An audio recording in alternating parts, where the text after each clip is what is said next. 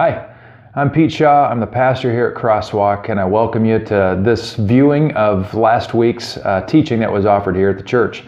Thanks for tuning in. You know, when I prepare teachings, if I'm the one that's teaching this week, which I usually am, I prayerfully and seriously ask God, what am I supposed to be getting across here this week? As I look through the scriptures, as I do my research, as I try to think about our people and our time in history and what we're dealing with in the world, that's my agenda. You know what's cool though, not only am I surprised sometimes in the ways that I sense God taking me in that preparation experience, but in the after effect of each sermon on both services. I'll get people every week that will come and tell me one or two things that just really nailed them. And they just knew this teaching was for them. And most of the time, I have no idea. I had no idea that was going to affect them in any way, because God's at work in the process. So as you watch the teaching today, I hope that God does that for you too. And here's my slant. I think God wants to do that for you. I think God is active and alive in our world and wants to speak to us and instruct us to help us experience the greatest life possible, not just for ourselves, but so that we can do something in this world to make it a better place. And so I think then the burden is a little bit on us to open up our eyes and our ears to see where God might stretch us. So I hope that happens for you today. And also, if you've been a beneficiary of Crosswalk's ministry, either through watching this teaching or any of our ministries that we do for the community with offering food to people or many other ways that we help locally or in Northern California or around the world through our mission stuff that we do, and if you believe in who we are and our message, I ask you to support us financially. It doesn't take much to make a big difference, but it takes a lot to make this thing happen around here. But if everybody chips in, we can really make some things happen. You need to know, I personally contribute thousands of dollars every year and have since I got here because I believe in this place and I believe in where we're headed. So if you want to continue to help Crosswalk pursue her mission, I invite you to help us out with that. As I say sometimes in church, if you love Crosswalk, love us in your donations. All right, have a great teaching. If I can ever answer any questions, feel free to email me, text me, stop by my office, and I'd be happy to have a conversation with you. Look forward to serving you in any way I can. Thanks a lot.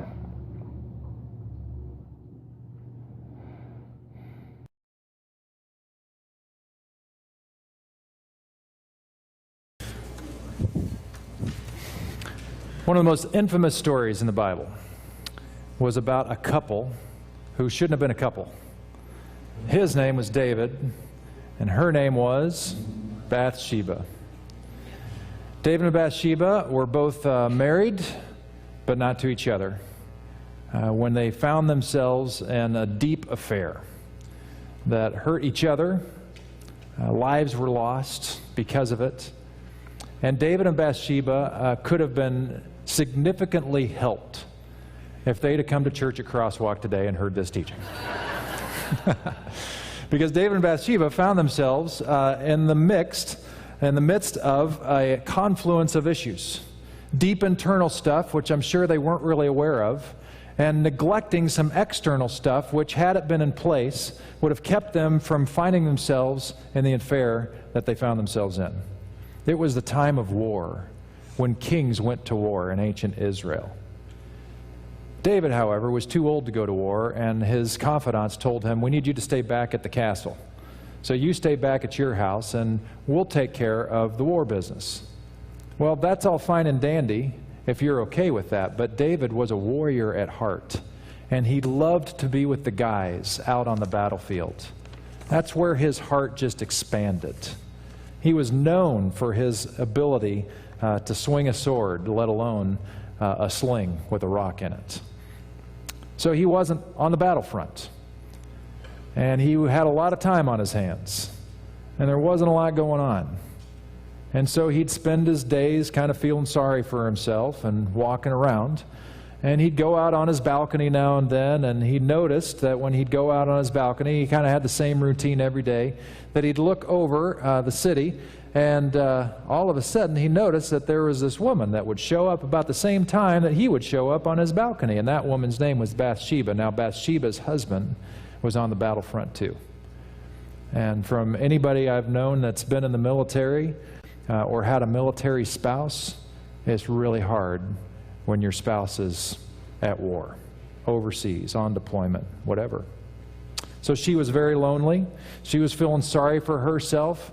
And she noticed a peculiar thing, that every day at about the same time, King David would show up on his balcony. And she was lonely. She was longing for someone to notice her. And so it just so happened that once and then twice and then maybe daily, weekly, who knows how many times, she just had a strong urge to take a bath at the exact same time that David would be on his balcony. How about that? Neither one of these two really aware of what's going on, and then they both crossed lines. They both didn't pay attention to some external realities, and all of a sudden they're head over heels in an affair. And it really did lead to death. It led to the death of her husband. It led to the death of the child that they had together. In the end, it wasn't the end of the story. God was with them, and Solomon came out of their union, who was the wisest one that ever lived, in the Old Testament anyway.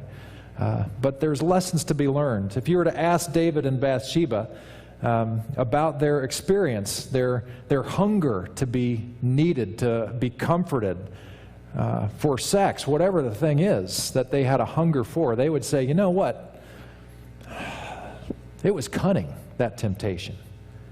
And we're baffled by how it just sort of snuck up on us. And once we were in its grip, we were amazed at just how powerful this thing was. And we couldn't overcome it. Now, human sexuality is a very good thing. It's a beautiful thing. And so it would be very easy for them both to just kind of chalk it up to, well, hey, we're made for this, so let's just do that. And that's kind of what I'm getting at today, when wrong feels right. And do you remember, there were a couple songs from the 80s that really captured this well. There was this one ballad, oh man, it's this beautiful kind of R&B thing. Why could something so wrong be so right? Remember that one? Secret lovers, that's what we are. I don't know how the rest of the song goes, but I remember I just liked the song. And then after like a few months on the airwaves, I started to pay attention to what they were talking about, and I was like, oh my gosh, this is a terrible song. And then there was another song by Human League later on in the 80s, and I loved this song. I'm only human, born to make mistakes, right? And the whole thing is this guy saying to his girlfriend, who he deeply loved, about how it was just a mistake. I don't know how this could have happened.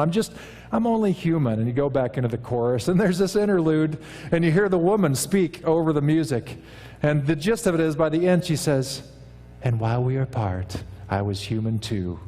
And then you're right back into the chorus. You're like, oh, I used to love that song, and now I hate that song. How can you slow dance with anybody to that song? It's like, who are you, creature? Are you temptress? No, who knows what's going to happen?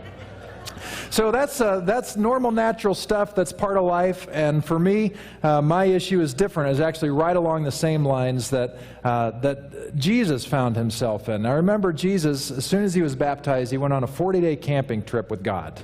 And the whole point of that period of time was to be alone, to be centered, to figure out who he was, figure out what God wanted him to be, get it all straightened out as best as he could before he went forward with his ministry. And at the end of that 40 days, there was this tempter that came. And I'm encouraging you not to get so hung up on the tempter, which the scriptures just flat out call the devil. But I'm asking you to pay more attention to the temptations that are happening there, because that's really where the gold is. And so on the next slide, we get a picture of what that temptation is. During that time, the devil came and said to him, this is 40 days, by the way, with no food. If you're the Son of God, tell these stones to become loaves of bread. But Jesus told him, no. The scriptures say, people do not live by bread alone, but by every word that comes from the mouth of God. So the temptation that Jesus had was related to food. It was related to hunger. And I want to talk about this issue, this question on the bottom of the slide. What internal and external pressures were present? Now, I like this temptation because I can relate to it, because I've got issues with food. I really do. And, you might not think so, because I know I'm in shape. A few years ago, I was leading a Bible study, and Donna Payne, who is this amazing woman who moved to San Francisco, and apparently she was here this week to say hi or something. But anyway, she called me out in a Bible study. And she said, "Pete, I've heard you talk about having struggles with food. How can that be, since you're in pretty good shape?" And so I just began to describe, my relationship with food has not been easy, and I'm not always in shape. And I started thinking about this morning. My earliest recollection of having awareness that I've got an issue, or that it's an issue for me, or whatever, I remember asking my mom. I was either in kindergarten or first grade, and it was bath time. And I remember asking my mom, "Am I fat?" Now, I wasn't a fat kid, but I wasn't the string bean kid like most kids. I was always one of the biggest kids in my class. When I was in 6th grade, 6th to 7th grade, I was over 6 foot tall. So I stood out. Coaches liked me. Played football, basketball, and track, did really well in those things because I was the biggest kid, and I had a bigger body, more to work with than anybody else. But when you're a little kid and you're recognizing that you're not like the others, you start to wonder. And my cousins, they thought they were helping me out. And so they said I wasn't chunky, I was husky, in their words. And I used to get these, my mom used to get my clothes at Sears, because where else do you get clothes, for your kids, except for where you buy your tools and stuff, right? So anyway, there was a softer side, barely, of Sears back then, and they even had a special line. They had this great line for kids. Maybe they still have them, where the jeans were called Tough Skins. Anybody grow up with Tough Skins? Oh man, they're great. They were like before jeans and Levi's were such a big deal. And so they had your regular size Tough Skins for little boys, but then they also had your husky size jeans for little boys. That was me. So I grew up knowing I was the husky kid, and it kind of messed with me. Now the problem was I had this internal stuff of trying to figure out, how do I deal with this world and all these pressures. So I had these pressures from the playground, people kind of making fun of me or whatever, and these string bean kids that could eat whatever they want and, no big deal. And so that was there. But then there were also internal things that I surely couldn't have expressed as an elementary school kid. And that is that I come from a family of stress eaters and happy eaters and in-between eaters. And so everybody in my family struggles with this issue. And so that told me I've got, now as an adult, so food is a struggle, and I can lose it very quickly, which is great, but I can also put it on very quickly. And right now, I'm in a healthy place, and I go by body mass index stuff. So I'm fine right now. My challenge is, will I be able to stay in a healthy place? I'll get more to that later. So when I hear about Jesus and his food issues and being tempted to eat, I understand the complexities of that. But it wasn't just Jesus' 40 days of hunger that caught up with him. We don't know this unless we do a little digging, but there was cultural pressure on Jesus to eat. And it wasn't commercials, with the latest Carl's Jr. burger or whatever, or the latest heart-clogging chalupa or whatever the thing might be. There was social pressure because the people that Jesus was going to go do ministry with, they had expectations that when the anointed one, the Christ or the Messiah, would come, that he'd bring with him some miracles. And one of those miracles would be like the one that the people experienced back in the Exodus. Manna would come again from heaven. The Messiah was going to do a food miracle. So Jesus is hungry. That's hard enough. But now he knows that the people he's going to go do ministry with, they are expecting him to turn stones to bread or to turn the dew from the morning into manna. That's what they're looking for. So there's all kinds of things that tell Jesus, oh, just do it, man. What's the problem here? I got a hunger. Let's feed it. I've got an itch. Scratch it. So let's do this.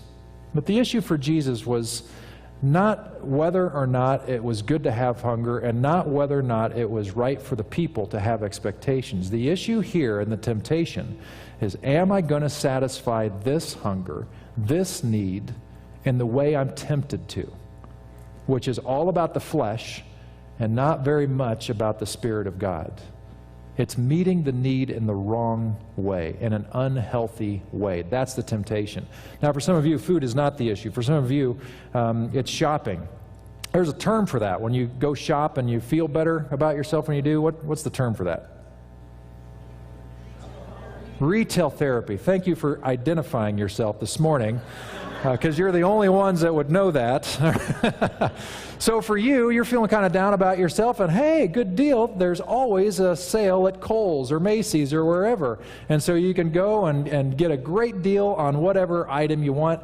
And you know, this is a real problem for some people, where they feel so good about getting that good deal that they die with a garage full of unopened boxes and unworn clothes.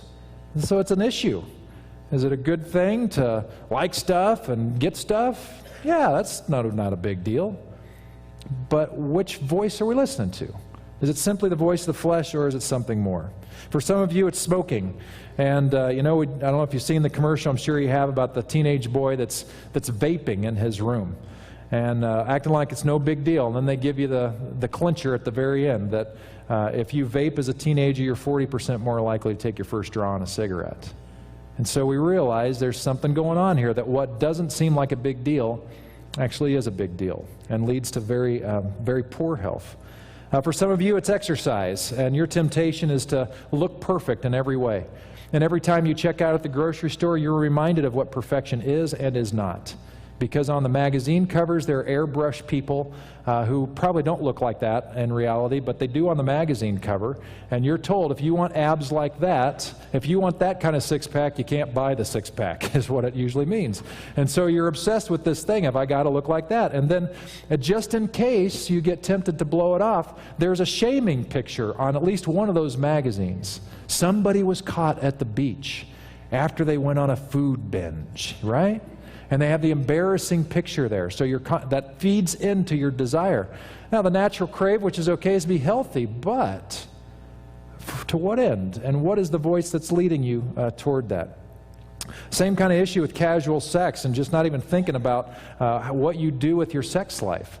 Every time you check out of any store, there's going to be an article on one of the magazines there at the next top 10 tips for a hot sex life, or whatever the case is. It's always in front of you.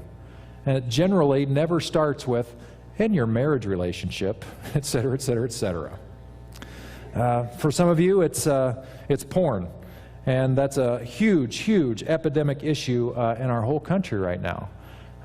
And, you know, it's there. I give you a link to a video to watch about this guy. I think he's from Israel, from his accent and stuff. And he talks about, the title of this thing is Why I Stopped Watching Porn.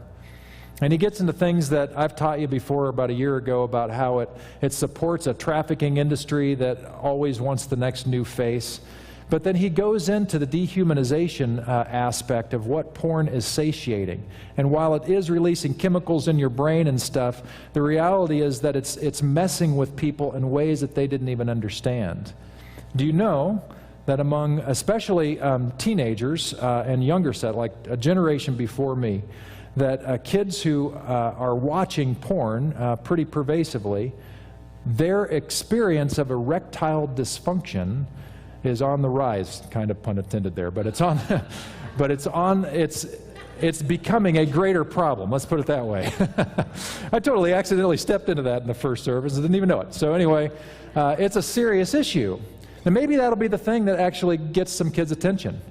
If they know that things aren't going to work quite right, that seems to work for guys. And maybe that's exactly what is needed, is this guy to be able to say, hey, there's a problem here. It's going to affect the very love life that you so desperately want by trying to satiate it in the wrong way. For all of us in the Western world and the United States, wealth is an issue. It's an ongoing balance of trying to figure out how do we balance taking care of our own needs and being smart to safeguard our future with savings and whatever, and also be responsible to take care of those who cannot take care of themselves. And how much are we going to, in the moment, right here and now, make it a part of our lifestyle to make sure we're doing something for other people? Because if we don't, we probably won't in the future. There are some people who think that way and go that way, and that's awesome. But for most of us, we don't realize that making it part of our life now actually does something for us now, even as it's doing something for the people we're trying to help. But we don't have a lot of cultural things that help us think that way. Crosswalk is a generous church, so we hit that a lot. Maybe drugs is your issue, I don't know. But this is an issue that's been going on for all time. Paul, one of the great champions of the church, he talks to a church in Corinth, kind of a city where anything goes, and they had a few sayings in their culture. One of their sayings was the food for stomach and the stomach for food. And along with that, they would say everything is permissible. That was sort of the idea of their culture, sort of if it feels good, do it. How can something so wrong feel so right? Maybe that's where the song started. And Paul is going back to them and using their own language as well. Okay, everything is permissible, but not everything is beneficial. And yeah, the stomach for hunger, the hunger for food, or the stomach for hunger, you know what I mean. That statement, but Paul says, when this life is over, both the stomach and food are gone. It's not part of our reality, so don't live by that now. And Paul himself talked about his struggle openly. He was one of the first to be authentic with his audience, saying, man, it just drives me crazy how I know the right thing to do, but I don't do it. And I know what the wrong thing is I'm supposed to avoid, and yet I do that thing, and it drives me crazy. And when we read that, we're like, oh, thank God, we're not all losers. But one of the great champions of the faith struggled too. I think when Jesus got this temptation, after 40 days of being in the zone with God, I think as soon as he heard the temptation, certainly there were parts of him that just wanted to eat the stone turned to bread for sure. But I think he also remembered a pivotal moment in Israel's history when Joshua, the leader after Moses, was about to be done, about to die. And he poses this challenge to Israel on the next slide. It's all about who will we trust most. And he says to the people of Israel, now therefore fear the Lord and serve him in sincerity and in faithfulness. Put away the gods that your fathers served, which are gods of the flesh, beyond the river and in Egypt, and serve the Lord. And if it is evil in your eyes to serve the Lord, choose this day whom you will serve, whether the gods your fathers served in the region beyond the river, or the gods of the Amorites in whose land you dwell. But as for me and my house, we will serve the Lord.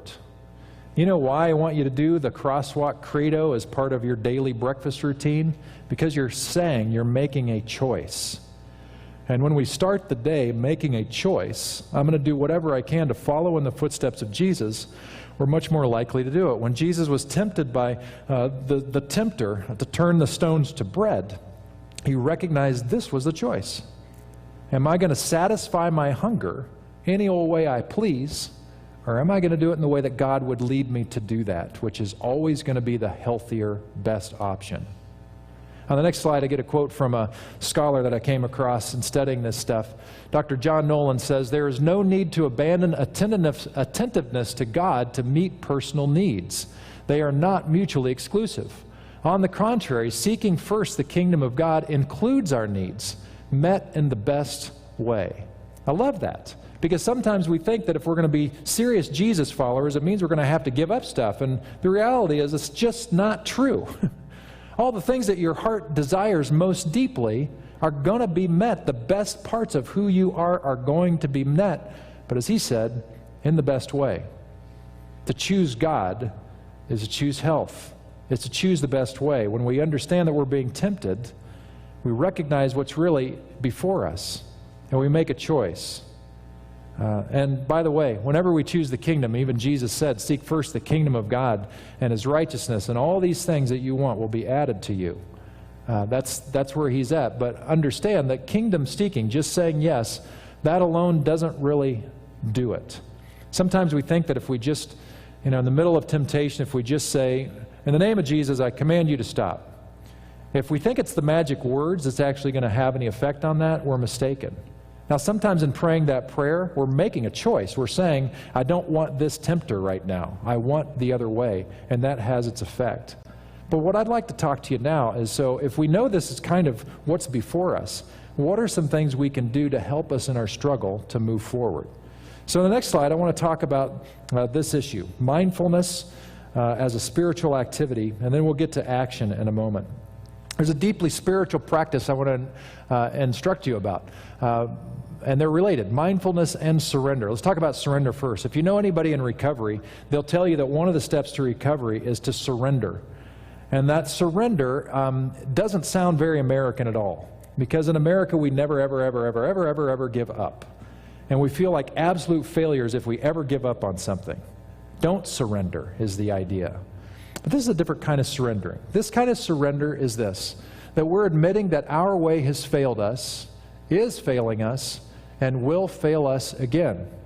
So whatever struggle you're in right now, you know what the best way to maintain yourself in that struggle going forward is to keep doing exactly what you've been doing. That's what you're surrendering to. You're saying to yourself, I can see that there is a better life that I want. There's something more that I want ahead. And you're not going to find the solution by all the stuff you've already tried. And it's not just about picking yourself up by your bootstraps and doing it one more time. You're going to fail again. The person who finally says, I'm an addict, is somebody who's finally figured that out.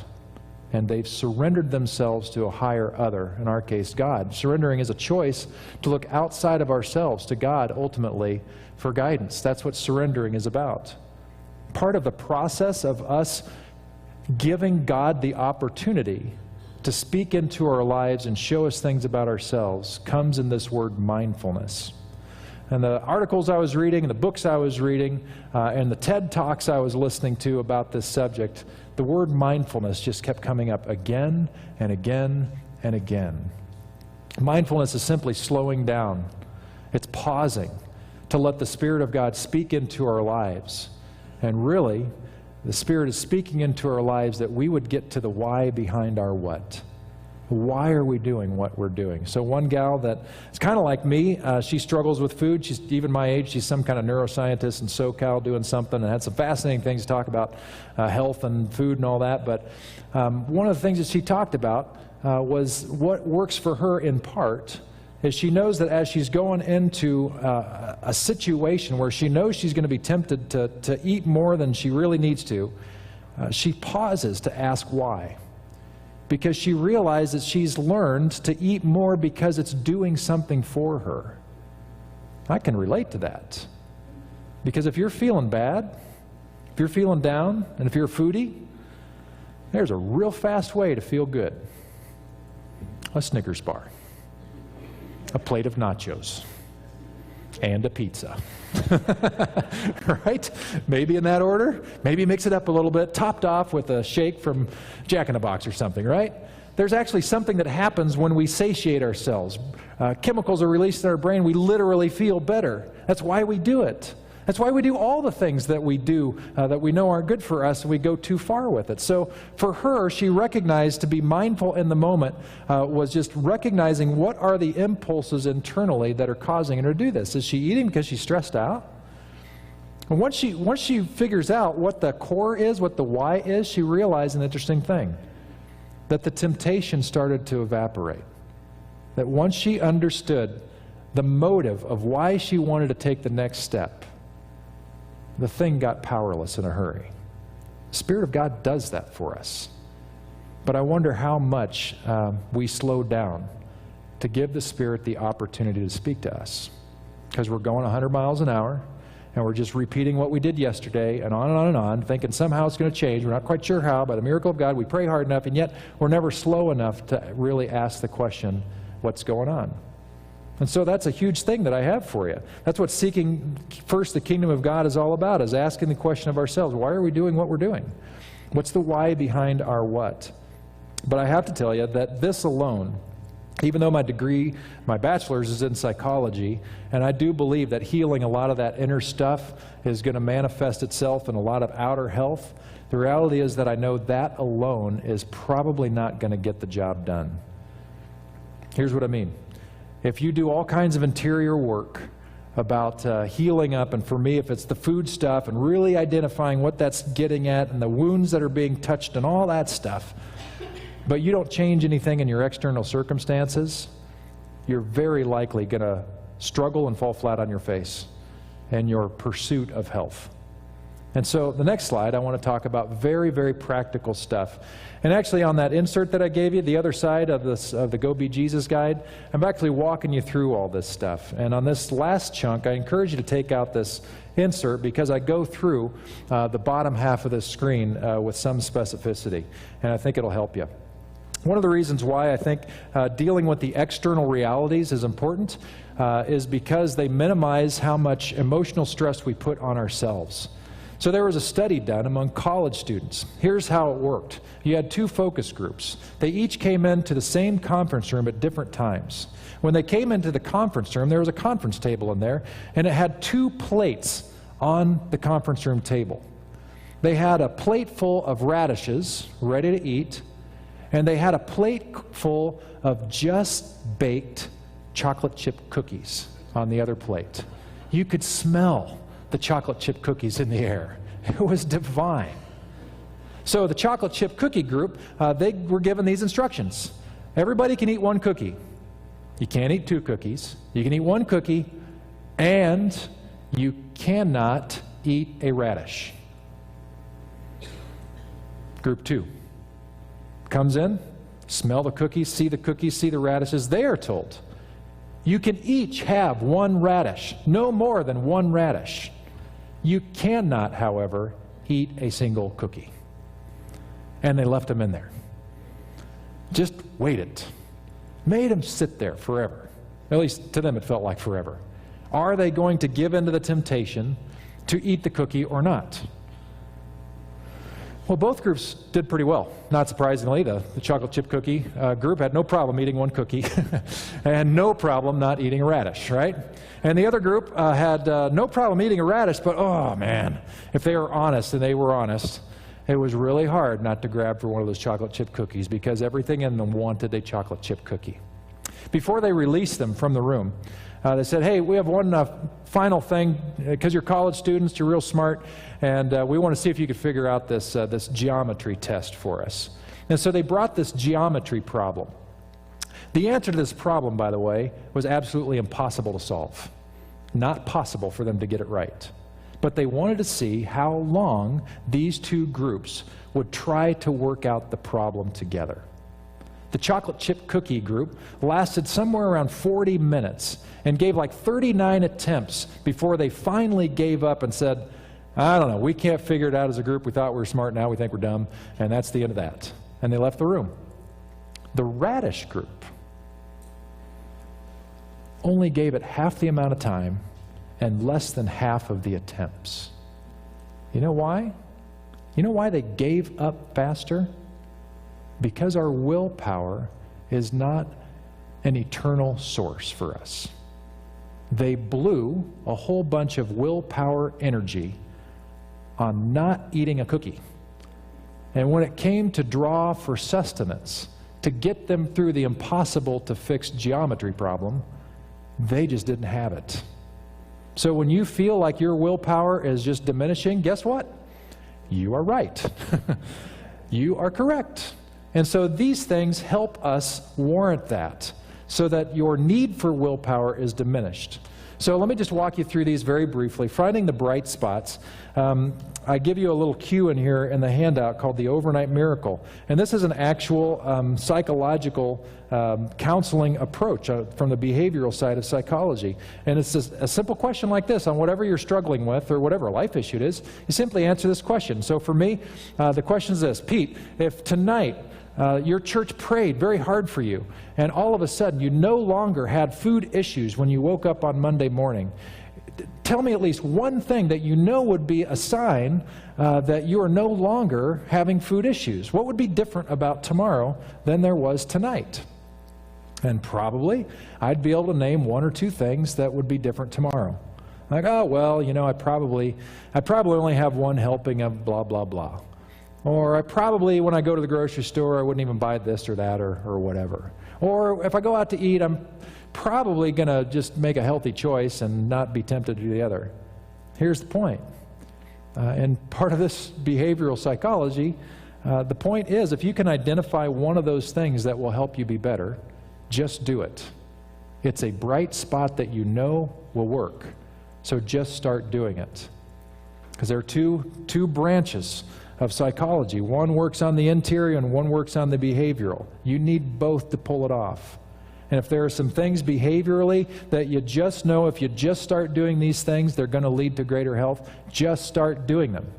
Because working on the construct on this side is going to start to work on the other side as well. So pay attention to these things.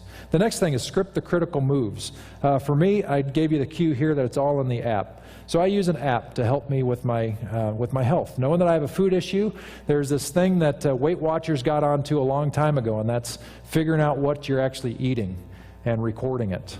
And so every meal I have, I go into my little app and doot, doot, doot, doot. So I know exactly where I'm at during the day, and I know what a healthy amount is, and I record it. Simply having to record it helps me pay attention to my trends, and it staves off me making a really stupid choice because I don't want to put in there that I ate half a pizza, right? So it's the same kind of a thing, and it keeps track of all sorts of things, which actually leads to the next thing, pointing to the destination. I've learned that when my BMI, my body mass index, is where doctors say it should be, which is where it is right now, I feel better. I got more energy. I have less body pains. I had back surgery 5-6 years ago, and if I put on an extra 20, 30 pounds, I know it. My back isn't as what it used to be. And so I know that my joints and everything else will feel better if I drop it and keep it off. That's my BMI. So I tell myself, happy is in that place. I feel better about how my clothes fit, how I feel about myself, the whole thing. And so that keeps me focused. It's pointing to the destination because that reminds me of where I want to be. But there's an emotional side. Those first 3 things I gave you, those are all just rational stuff to tell your brain what's going on. But actually the rational isn't your biggest challenge. It's your emotional stuff that you'll deal with. And so find the feeling has to do with what is going to keep you in the game for the long haul, an emotional pull. And one that I could come up with my foodie stuff has to do with being fit for the future. Unfortunately, I come from very good gene stock in my family. My dad is 83 years old. You look at his blood work, he's very healthy. Just had his 83rd birthday Friday.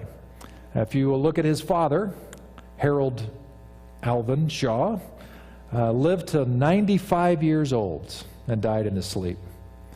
Unfortunately, my grandfather had to be at least 300 pounds.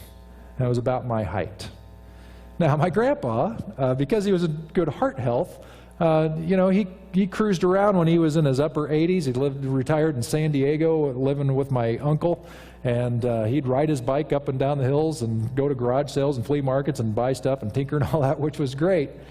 But I know that there were limitations to his life and my dad's life when it comes to what you're able to do and how much energy you have to do those things. So for me, my call to the future has to do with fitness for the future. I want to have grandkids someday. Lakin, a very long time in the future. So, we're talking at least a decade, all right? So anyway, and you can text Noah the same thing. So I want to have grandkids someday, and one of the things I want to do with grandkids is not just sit from a distance and see them squawking and doing whatever. I want to be in the game. I want to be on the floor with them, rolling around. I want to be able to, take them out to the park and swing them on the swing. And to do those things that I really want to be able to do with them, I know that I'm going to need to be in a healthy place. And that means making sure I'm able to do that. So to me, that's an emotional thing. That's my future that I want, and that keeps me focused on where I want to go. Another emotional thing, knowing that our willpower is weak and is not a quickly replenished supply, has to do with shrinking the change. And I give you the cue here of just 5 minutes. There are some days when I know I need to get some exercise, because exercise is good for heart health. It's going to keep my metabolism up. I have a desk job, and that's not great when you're trying to stay healthy. And so I don't feel like taking a 20 or 30-minute walk. But I tell myself I can take a 5-minute walk. And you know what happens when I take a 5-minute walk? I found out I can take a 30-minute walk. And so it's taken a small step actually makes a big difference. There's an interesting study out of the book on this, just super briefly, where they worked with maids in a hotel. I think it was in New York City. And they found out that these maids, just by doing all this work to prep rooms every day, they were doing an enormous amount of exercise. So they asked the maids, how often do you exercise? And to a maid, they all said, We don't have time to exercise. By the time we get home, we're wiped out. We don't have time to exercise. So they split the group in half. And they told the one group, the maids, they said, hey maids, guess what? We've got great news for you. All that stuff you're doing, getting the rooms ready, changing the sheets, changing the towels, moving those vacuum cleaners around, you're doing exercise like crazy. You're burning crazy amounts of calories. You're doing great exercise. Keep it up. And to the other group, the other half, they didn't say a word. You know what they found out after a period of time when they went back to see how their health was doing? The ones who knew that they were exercising just by doing their normal daily stuff, shrinking the change so they knew they didn't have to do more, they got in better shape. Because they knew that if they just worked that vacuum just a little bit faster or a little harder, they were burning an extra calorie or two, and they got motivated. Well, sometimes it's a small thing that makes a difference. I used to drive my son crazy. We'd go to the grocery store or whatever, be looking for a spot, and there'd be one just, 3 spaces in, and I'd just drive right by it. He'd say, Dad, there's a spot right up there. And I'd say, yeah, I know. That's why I'm going way back there. Because I knew that even a few extra steps to the grocery store was going to help his old man stay a little bit healthier. Grow your people. This has to do with the language we tell ourselves. And the cues I give you a couple quotes. In recovery and clean. A lot of times we take a look at the recovery community and we ask a question that's confusing to a lot of people from the outside, where they refer to themselves, if you're in recovery, as whatever they're recovering from. So if I'm in AA, then my name is Pete and I'm an alcoholic. And everybody says, hi, Pete. And they say that all the time, so they're always addressing or admitting, confessing their struggle with their name. And from the outside, it just seems like, man, it just seems kind of self-defeating. But that's not the only thing they say. If you talk to people who you know in recovery, and you ask them how it's going, they'll say, well, I'm in recovery, which is a very positive thing. It means they're on the healing side of it. And you say, well, how's it going? Well, I've been clean for so many days or months or years. Well, that's really positive.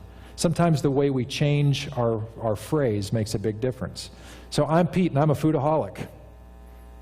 You're supposed to say something at that point. I'm Pete and I'm a foodaholic. Thank you very much. I'm in recovery and I've been clean-ish since January, and I feel pretty good about that. So that's a positive thing. It's very small, but it changes your emotional stance toward the issue, and emotions is where the game is. Emotions are the elephant that we got to deal with.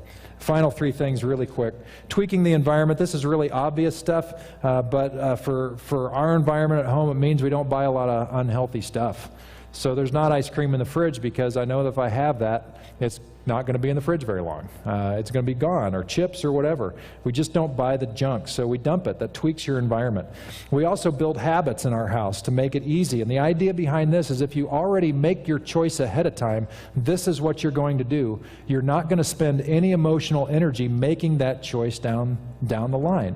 And you'll have more emotional energy for the tougher stuff.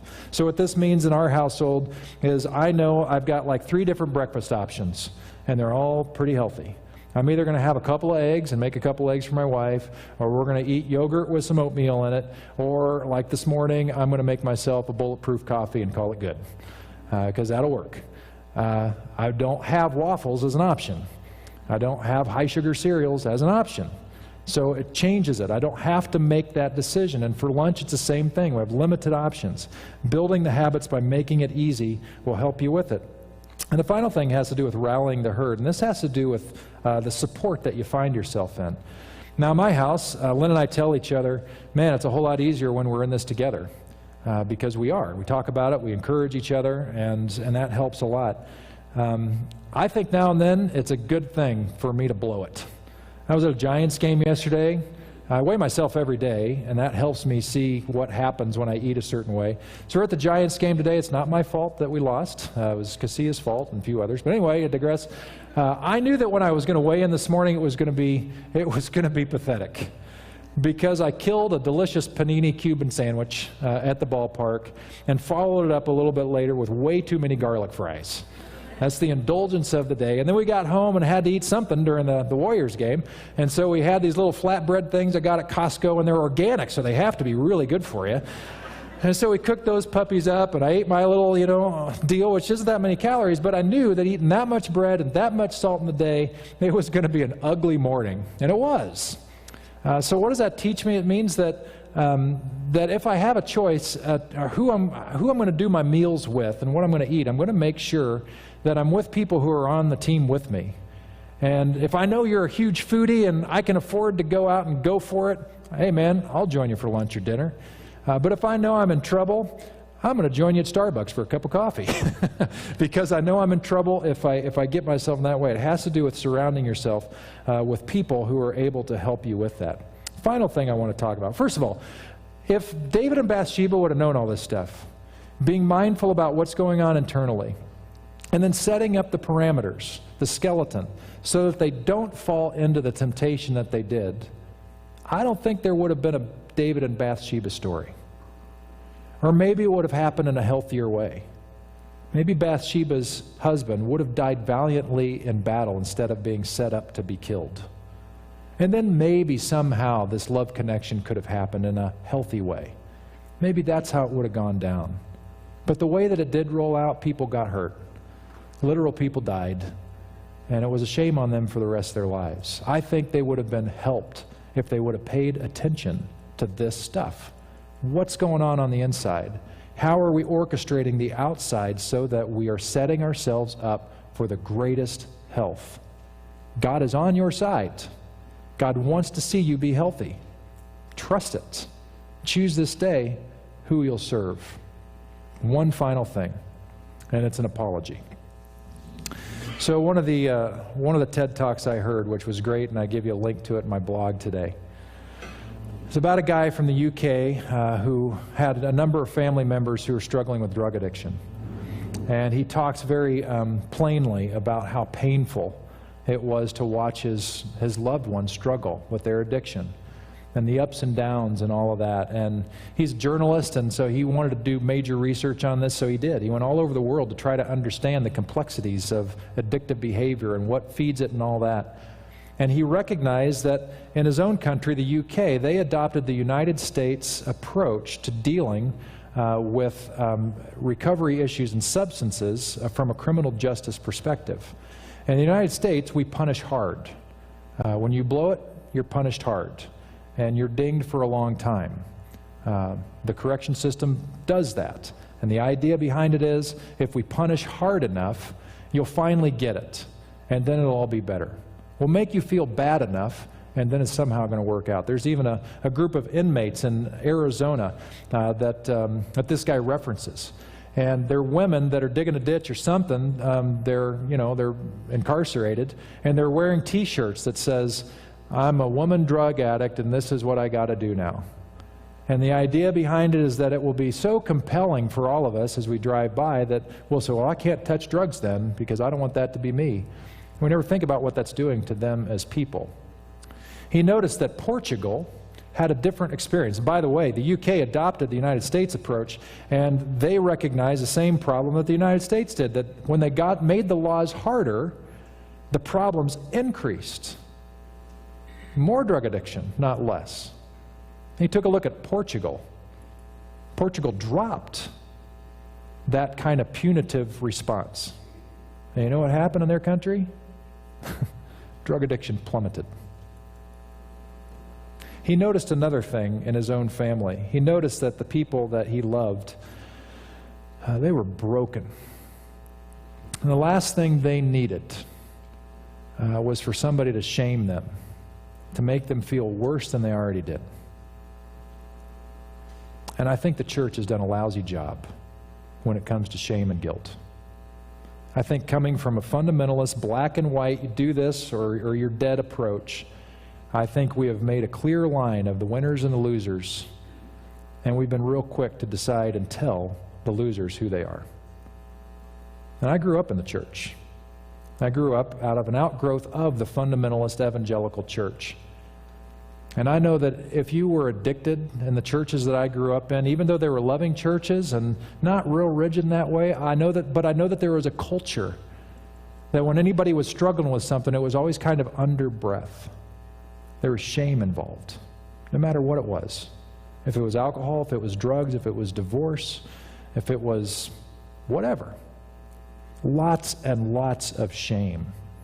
You know what that does to a church over time? it guarantees that we're never going to be honest with each other. Guarantees that we're never going to really say, I'm struggling with this. Because we don't want somebody else to shake a finger at us and shame us for it.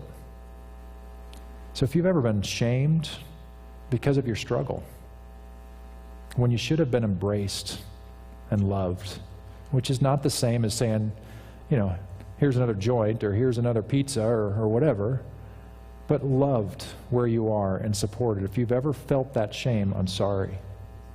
On behalf of the church, I'm sorry. It's not how it's supposed to go. We at Crosswalk, we've made a lot of ground on this issue, and I think have grown into a more and more graceful place, and I think we're increasing in our gracefulness. But if you haven't experienced that, and here especially, then I'm sorry. And on behalf of the Church Global, who screws it up all the time, that's not reflective of the person of Jesus. Jesus is the guy with the woman caught in adultery. He doesn't go up and slap her across the face. He embraces her. He treats her like a human being. He loves her and encourages her in her finding her new life. That's who we're supposed to be. So I hope today has been helpful. I hope you got some tips that are going to help you with whatever you're struggling with. And I hope we'll be honest that we are in the struggle together. In fact, everybody say your name and say, I'm in recovery. I am Pete, and I am in recovery. Very good. Let's pray together. So God, as we go forward into the day from this place, I pray that we will go forward knowing that we have a choice to make every day of our lives. Who will we serve? Who will we trust most with our lives?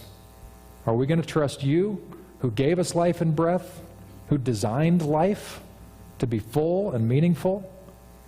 Or are we going to go with our flesh that tends to go toward destruction and selfishness? May we choose you. And as we choose you, may we allow ourselves to slow down enough to be mindful, to surrender ourselves to you, that you would speak into our lives in the deepest parts, that the deepest hurts and pains that we have, which motivate a lot of our behavior, the why behind the what. I pray that we would be in touch with those things, that we'd see them, that we'd allow you to heal them. But I pray that we wouldn't stop there. I pray that we would take a look at our externals and see what kind of life we've built and realize we have the capacity to remodel that life. And I pray that we'd also ask your Spirit to help us do that remodeling work, that we would set ourselves up with sometimes very simple moves to overcome the thing which you are behind overcoming. So it's on your strength we rest. It's on your way we choose. May we be mindful and may we be full of you as we move forward. I ask this in Jesus' name. Amen.